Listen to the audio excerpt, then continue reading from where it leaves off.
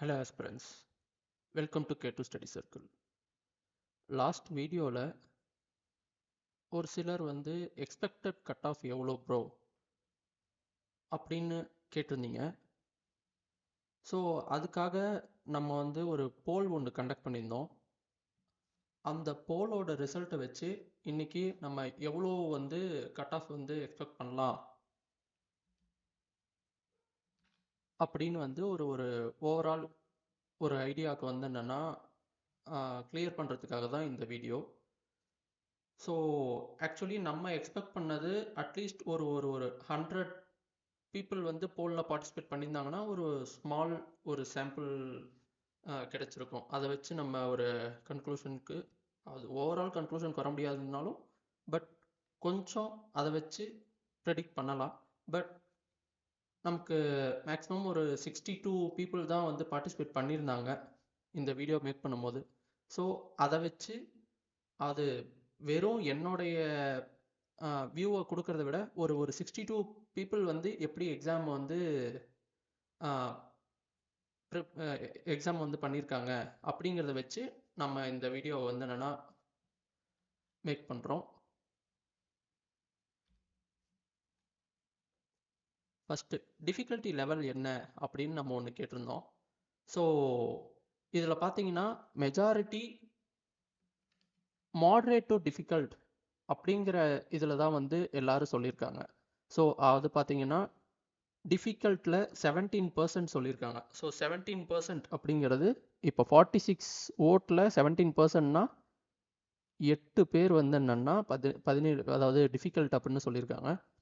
இதே 33 பேர் moderate to difficult அப்படின்னு என்னென்னா ஃபீல் பண்ணியிருக்காங்க. ஸோ கிட்டத்தட்ட பார்த்தா இதுதான் மெஜாரிட்டியாக இருக்குது. அதாவது மாட்ரேட் டு டிஃபிகல்ட் தான் எல்லாருடைய ஃபீலிங்காக இருக்குது இந்த எக்ஸாம் கன்சிடர் பண்ணும்போது. ஸோ நெக்ஸ்ட்டு நம்ம மார்க் ரேஞ்ச் எந்த ரேஞ்சில் நீங்கள் மார்க் இது பண்ணுறீங்க அப்படின்னு சொல்லி ஒரு ஒரு போல் போட்டிருந்தோம். அந்த போலினுடைய ரிசல்ட் பார்த்தீங்கன்னா கிட்டத்தட்ட 62 மெம்பர்ஸ் பார்ட்டிசிபேட் பண்ணியிருக்காங்க. அந்த 62 மெம்பர்ஸில் கிட்டத்தட்ட 21%, அதாவது 13 மெம்பர்ஸ் above 100 அப்படின்னு என்ன சொல்லியிருக்காங்க. இப்போ அடுத்து 95 to 100 அதில் 7 மெம்பர்ஸ். அடுத்து 90 to 95ல் 6 அண்ட் 85 to 90 இதில் தான் மெஜாரிட்டி, அதாவது 58% என்னென்னா இங்கே தான் இருக்காங்க. ஸோ கிட்டத்தட்ட பார்த்தீங்கன்னா 62 பேரில் 36 பேர் 85 to 90 அப்படின்னு சொல்லியிருக்கீங்க. ஸோ கிட்டத்தட்ட இந்த 62 பேரை ஒரு சாம்பிள் சைஸாக வச்சு நம்ம கன்சிடர் பண்ணி பார்க்கும்போது இந்த தடவை கட் ஆஃப் போன தடவை விட கம்மியாக வர்றதுக்கு அதிக வாய்ப்பு இருக்குது. அது எந்த அளவுக்கு கம்மியாக அப்படின்னு பார்த்தோம்னா ஃபஸ்ட்டு அதுக்கு நம்ம போன தடவை கட் ஆஃப் ஒரு தடவை பார்த்துடலாம். இதுதான் லாஸ்ட் இயரோட கட் ஆஃபு. லாஸ்ட் இயரோட கட் ஆஃப் பார்த்தீங்கன்னா ஜென்ரலுக்கு 121 வந்திருக்கு. ஸோ நம்மளுடைய போல் சர்வேவை வச்சு பார்க்கும்போது இந்த தடவை ஜென்ரலுக்கு மைனஸ் ஒரு 10 to 15 மார்க்ஸ்.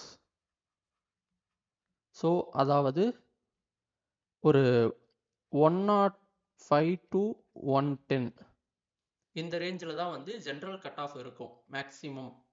ஸோ அதுக்கடுத்து மற்ற எல்லா கேட்டகரிக்கும் பார்த்தீங்கன்னா மோர் ஆர் லெஸ் ஒரு -5 to 10 மார்க்ஸ் பண்ணிக்கோங்க. ஸோ அப்படி வச்சு பார்த்தீங்கன்னா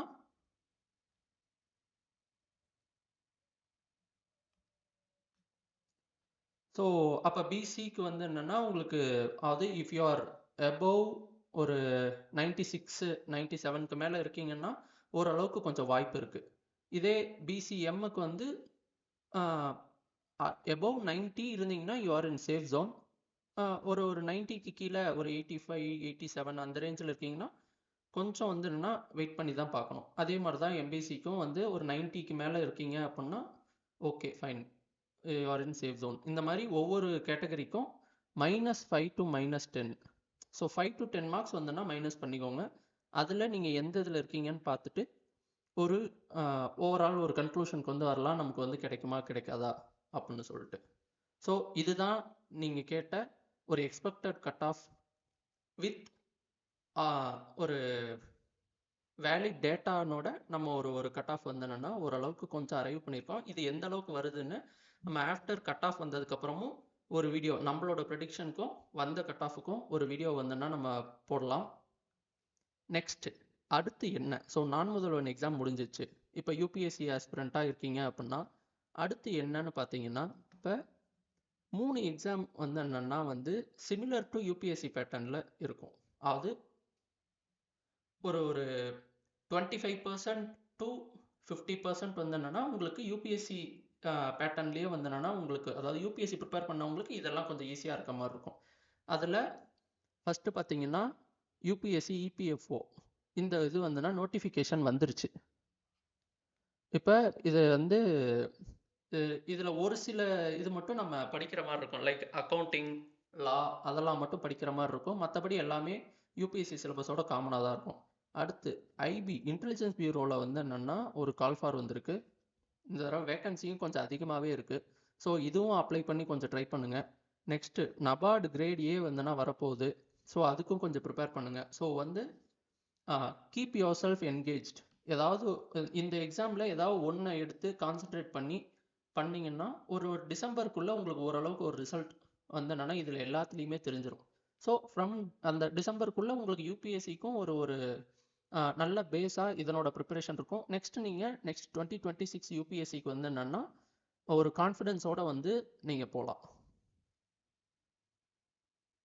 தட்ஸ் ஆல். ஸோ எங்களோட வீடியோஸ் வந்து உங்களுக்கு பிடிச்சிருந்ததுன்னா like, share and subscribe and follow us on our Telegram channel. உங்களுக்கு என்ன டவுட் இருந்தாலும் இந்த மெயிலுக்கு வந்து ஜஸ்ட் ஒரு மெயில் சென்ட் பண்ணுங்கள். உங்களோட டவுட்ஸை முடிஞ்ச அளவுக்கு நாங்கள் கிளியர் பண்ண ட்ரை பண்ணுறோம். தேங்க்யூ.